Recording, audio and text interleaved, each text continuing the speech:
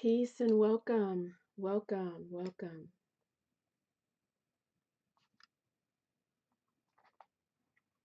We're gonna, of course, give it a couple of moments to allow people to receive their notifications, and those who are on this glorious new day can come into the live chat.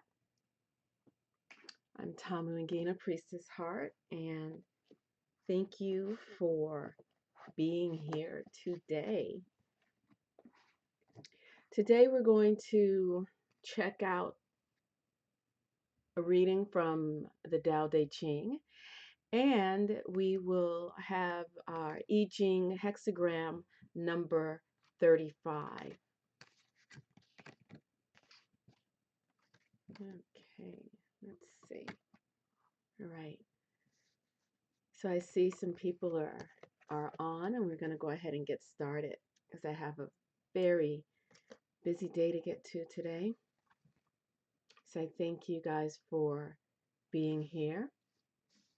We have our little race car back and our council. So let's see. Let me put a little tunes on in the background. It's always nice to have a little bit of a soundtrack going on. Oh no. Okay. Let's see. It seems like I have something on. Okay. Here we go. Some type of YouTube was on. All right, let's go ahead and get some soundtracks. Alrighty. Whoops, that's not it.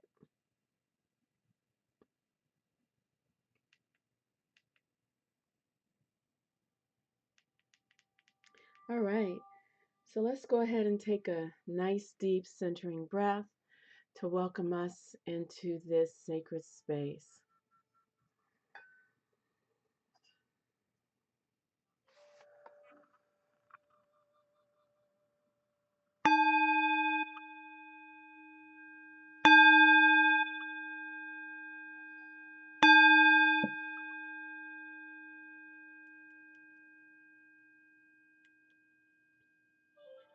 Okay, put that.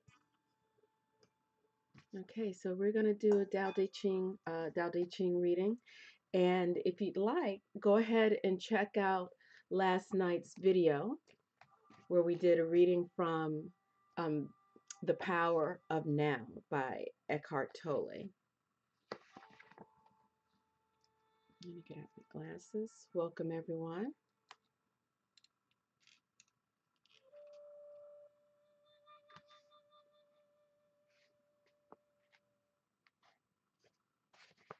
Okay, so we're going to read from the Tao Te Ching, a new English version by Stephen Mitchell. It's been around for a while.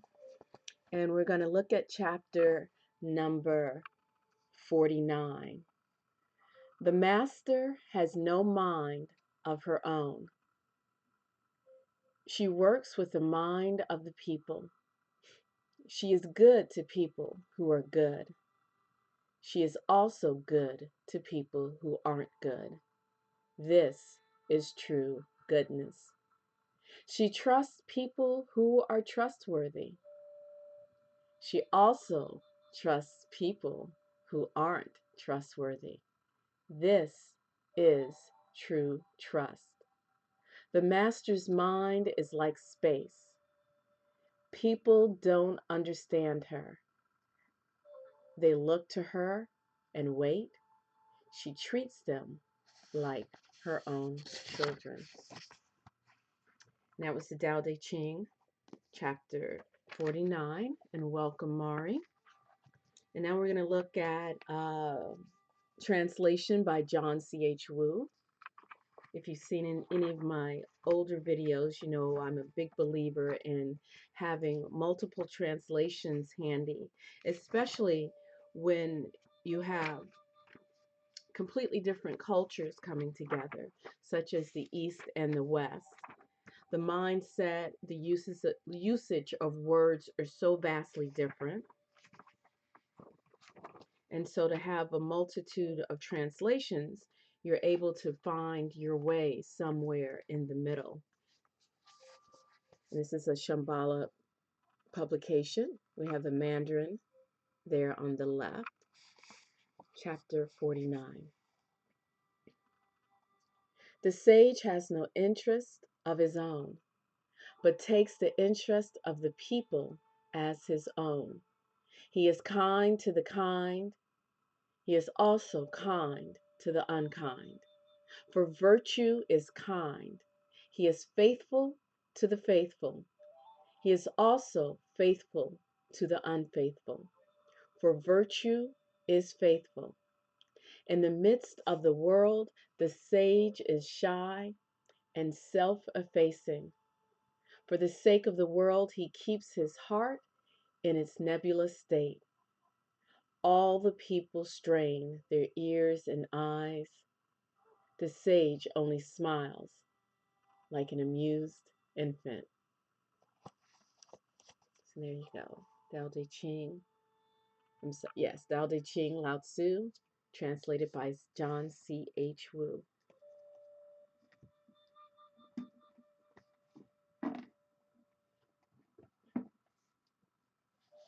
All right. So today's hexagram, and let's get our handy dandy stand up. Today's hexagram is number 35, Progress Advancement, translated by Benabel Wen. It's a beautiful seal script, bone oracle script right there. Very beautiful, very balanced, very stable. And it is fire over earth.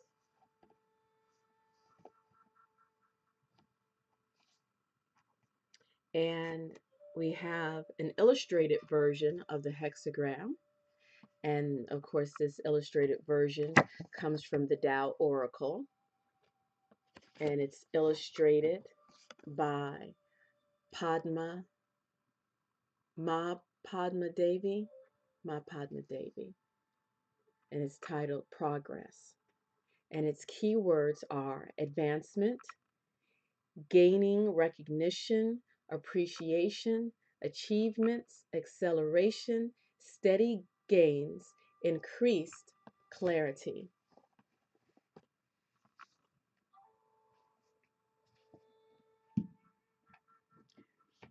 So as we look at this hexagram, number 35, oh wow, opened right to it. So this hexagram, number 35, hold on one second.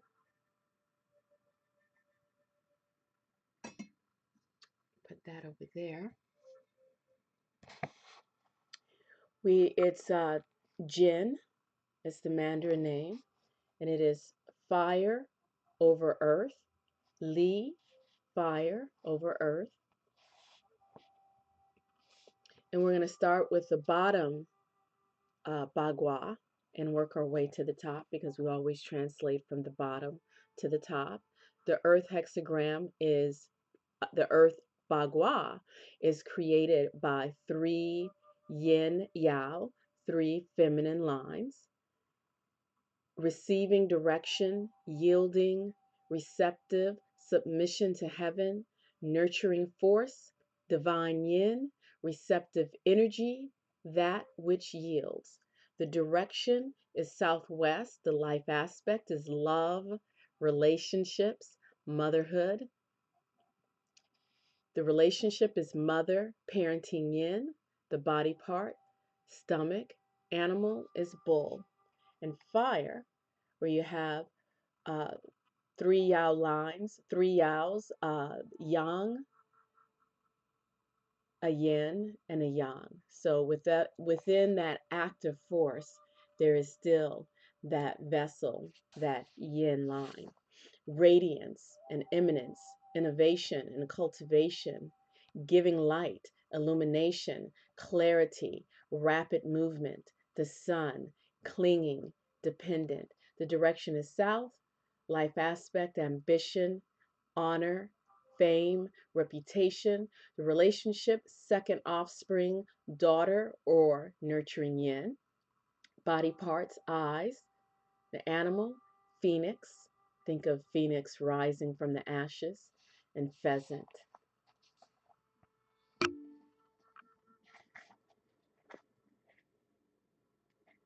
we're going to go ahead and look at the verbatim translation, which is by, let's see, Kursan Hong, and he entitles this hexagram as Advance.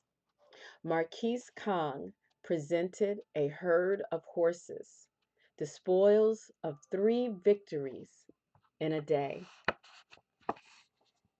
And we start with the Earth Bagua, bottom line, advancing, conquering, good omen, no captives taken, yet no blame. Advancing, menacing, good omen, largesse from the Queen Mother. The people approves, regret disappears. Advancing like a mouse, we're starting with the fire, Bagua, omen of danger. Regret disappears. What is lost will be found. Fear not. It's favorable to go. Nothing stands in the way. The spearhead advances to take a city, perilous but safe, blameless but pointless. And that is the translation by physicist Dr. Kursan Hong, who was a professor of physics, theoretical physics at MIT. So we're going to look at Benabel Wynn's translation of this hexagram, because for the most part, most of us would have a very difficult time understanding the verbatim translation. So the oracle states, thunder in the heavens above, a union of power and strength, an amplifying of all that is great. The force to exert is the force of amplifying. The sage will tread on paths that are aligned with universal laws and the divine order. With heaven supporting your movement, it is advantageous for you to proceed on your endeavor. Whoops. Oh, I think, hold on a second. No wonder that sounds familiar. Okay, let's nix that. We got to go to 35. I was wondering why that seems so familiar. That was actually the last hexagram that we read. So now we are on the right hexagram, number 35. Progress, advancement. Rays of light rise above the earth. The sage's nature is inherently good, and so as pure light shines on the sage, that nature is illuminated, brighter and brighter, ever more illustrious and virtuous. Earth had darkened the sage's nature, but with the dawn of light there is purification. You are the sage, and you are inherently good. However, in the past, the material world affected you and darkened your nature. Now the rays of white light kindle you, and your nature is being purified. A powerful Lord is conferred many horses and granted audience 3 times a day. The Lord is beloved by his people, and that is why he is gifted with many horses. However, while the accumulation of such power and prestige might cause the king of that land to feel threatened or envious, the Lord plays politics well and demonstrates loyalty to the king. Thus, the king welcomes the Lord into the court 3 times a day, suggesting a great genuine fondness between the king and Lord. That is the path you are on. A powerful Lord and sage whose magnanimity wins the hearts of those beneath you and those above you. And of course, I don't believe anything is a mistake. And the original reading of the hexagram number 34 is meant for someone out there. And there's just a shortened version of that translation. And that was the translation by Benabel Wynn. Welcome, John Santiago. Welcome. So we're looking at 35. And this is in Brian Brown Walker, the I Ching or Book of Changes. 35. Progress. Shin. You progress like the rising sun. The brighter your virtue, the higher you rise. This hexagram announces a time of significant and easy progress. Your influence and understanding grow by leaps and bounds as long as you maintain your alliance with the sage. For it is from that alliance that the current progress springs. The only limit to growth now is your devotion to higher things. If this is true and complete and steady, there will be great gains now. The image of the hexagram is that of the sun rising over the earth. So, here you go. You can see in this ideogram the ancient bone script. This is uh, the sun rising over the earth. Although this one sort of reminds me of the sun kanji. So I'm not sure which way that goes, but I'm going to take it as it said. The sun rising over the earth. Oops, sorry about that. To our view, the further it moves away from darkness, the higher the sun rises. The same is true of us. The extent to which we progress is determined by how far we distance ourselves from inferior influences. And do we all remember what inferior influences are? The negativity that racks our mind, the negativity that we dwell on, and even those around us who have a heavier pull and, seek to focus on the negative rather than the positive, seek to focus on lack and loss and what they do not have rather than the blessings and gratitude of what they do have. Those are also negative influences, but primarily negative influences come from within because that is how we perceive the outer world. It is important when success comes not to fall into the traps of the ego, taking credit for gains, resting on laurels, indulging in desires, or plotting towards ambitions. The superior person instead uses times of progress to brighten his or her virtue, recognizing that it was his commitment to proper principles that brought success in the first place. Continue to purify your thoughts, attitudes, and conduct now. The greatest power in this beneficial time accrues to those who serve the higher power in every moment. I'm going to share that one more time. Continuing to purify your thoughts and attitudes and conduct now. The greatest power in this beneficial time accrues to those who serve the higher power in every moment. So there is that. And last but not least, we're going to check out our 64 Faces of Awakening, the Wisdom Keeper's Inner Guidebook. And of course, I'm definitely going to need my glasses for that one.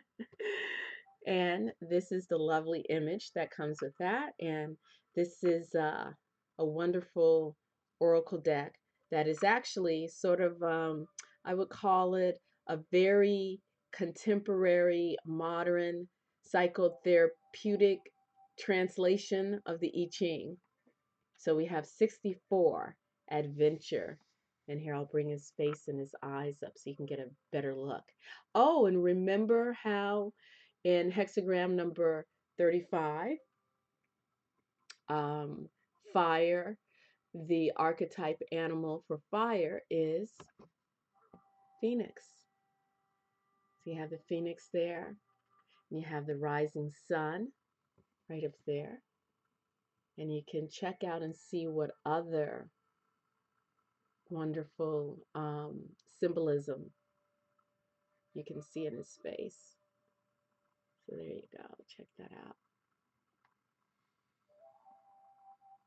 Oh, and there's the bull.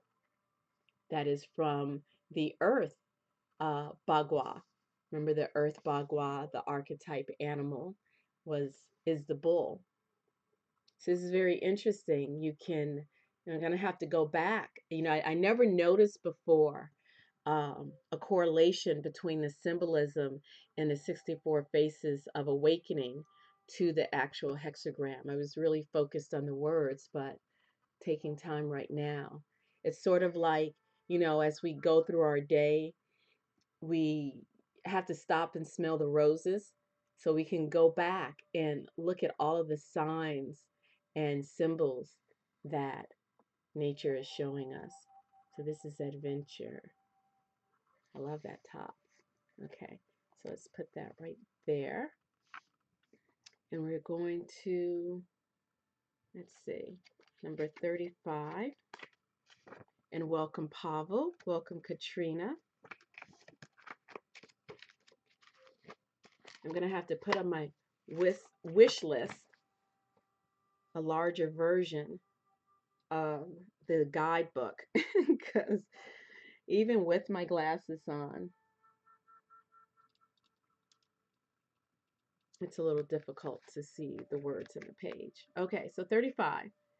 To live with an open heart is to live in a perpetual state of adventure. It's beautiful. Reminds me of a post that I made on Facebook last night. So I encourage you guys to go check out my Facebook page. It's my artist page, facebook.com/Tamu and Gina. And I did a post on, how a lot of us, everyone has been wounded in their life. We, had our own levels of betrayal and woundedness and pain. And the part of maturity, the part of growing and growth and really taking full advantage of life is learning to move through that pain and learn to live in the now, learn to accept the moment for this moment as it is rather than living through the past. And what I talked about, and it was a pretty long post, and it's nice that Facebook years ago opened up so that you could type more than just 100 and what is it, 40 characters originally, 160 characters. And you know what? Maybe I'll share it with you here. Let me go ahead and share that, and then we can get back to this reading. So I think it's really important for so many of us. And I'm going to bring that up. I posted this through my Facebook. Whenever I'm dealing with emotions, and for myself, some people go to talk therapy, some people write in their journal.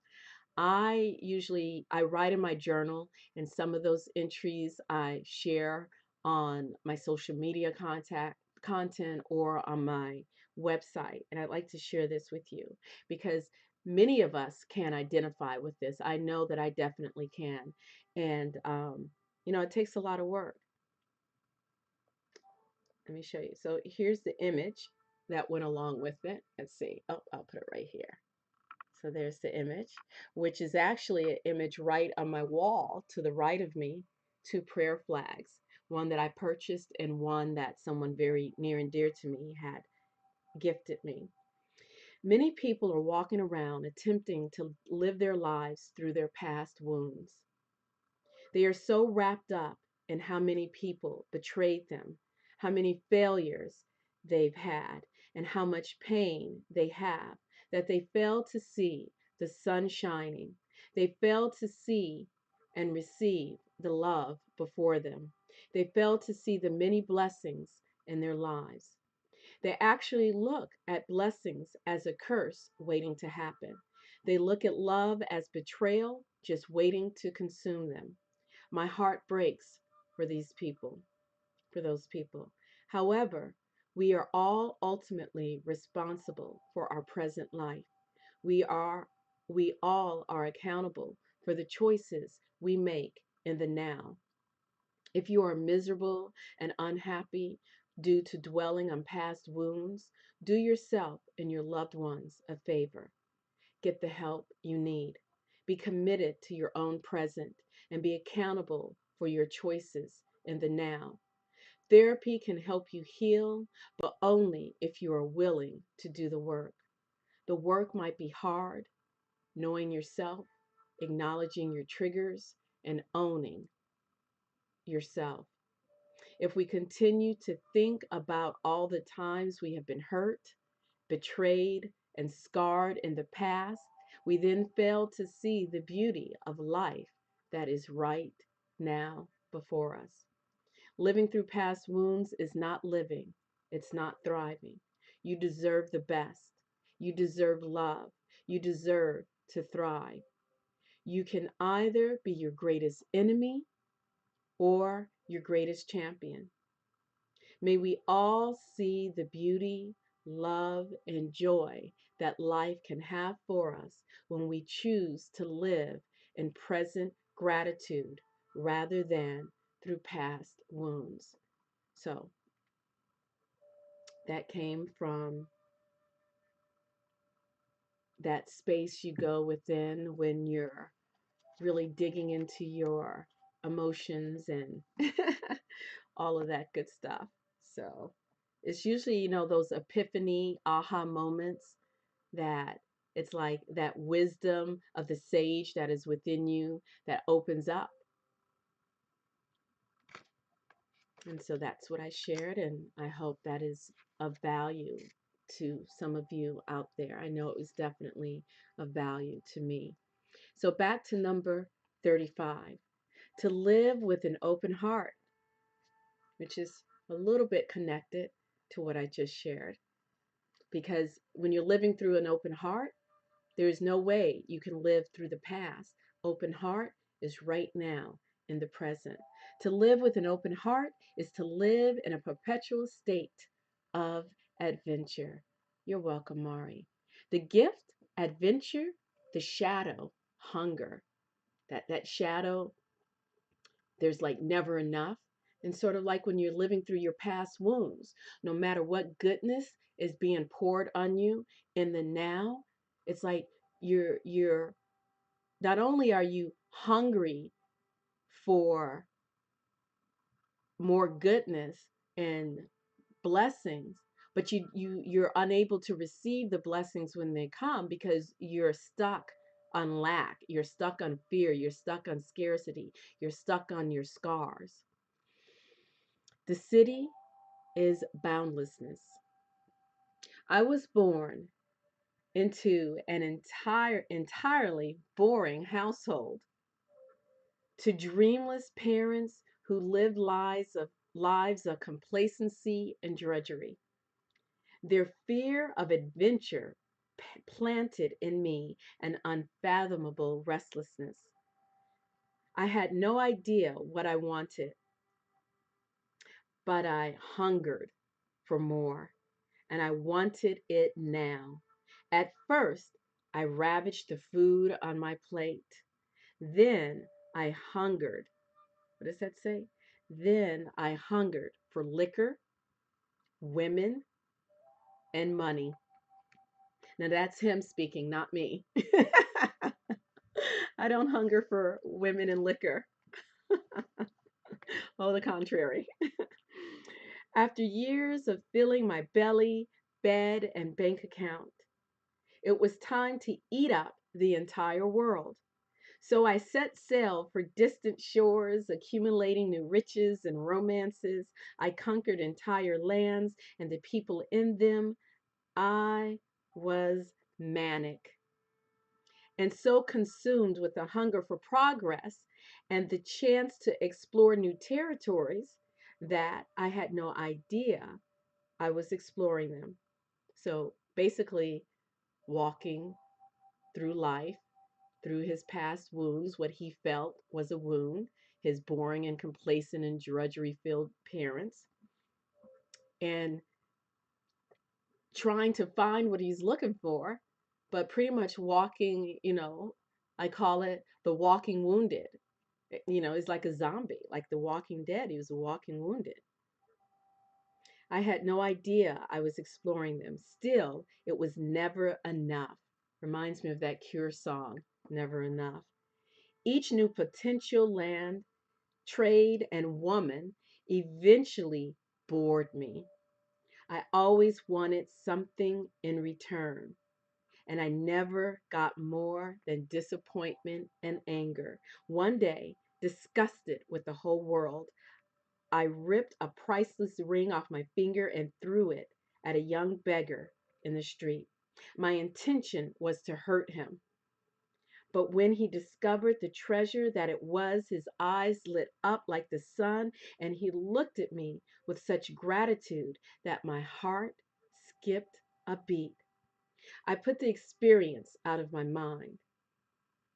But then, weeks later, the boy tracked me down and brought me to his humble home to show me the relief and comfort the ring had brought to his family. I couldn't resist the power of their love. See that? Love heals. That was the day my heart became the final frontier. From then on, the more deeply I ventured into my own heart, the more I understood the magnificence of the world. I was no longer driven by a fear of boredom. You can replace that boredom with a fear of abandonment, a fear of rejection, a fear of betrayal, a fear of being wounded. Love, when we are able to open our hearts and to receive, when we're receiving in the present, not the past. I was filled I was fueled by a deep love of the unknown and the glorious world of which I was a humble part. Now I live in a constant state of adventure. Whenever I have an opportunity to give something away, I give it. There is no greater fulfillment than seeing the radiant eyes of a grateful human being. And he was able to see the radiant eyes of the grateful human being and to feel fulfillment once he was able to be open, to open his heart, and to be in the present moment in gratitude when he looked at that young man. So there you go. Welcome, Majestic Creator. Okay, so I wish all of you a wonderful day, and I thank you so much for being here this time. At least for me, it seemed to have gone fast. And I welcome any suggestions and any questions you might have. You can, put them in the comment section. You know, none of us are greater than the other. We are all here learning and growing. I constantly make my mistakes, 2 steps forward, 3 steps backwards, learning. And, it's sort of like that spiral of growth. And, there's setbacks, there's movement forward, there's progress, there's backtracking. There's all of that.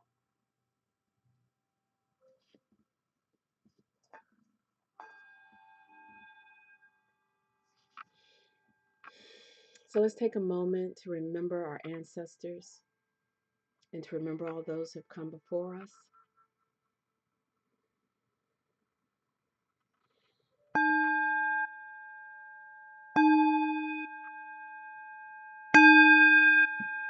I wish you peace and great bliss. And until next time, keep going, keep growing. Do your best to keep your heart open. Have a wonderful evening, a wonderful day. I wish you peace and great bliss. Until next time, keep going.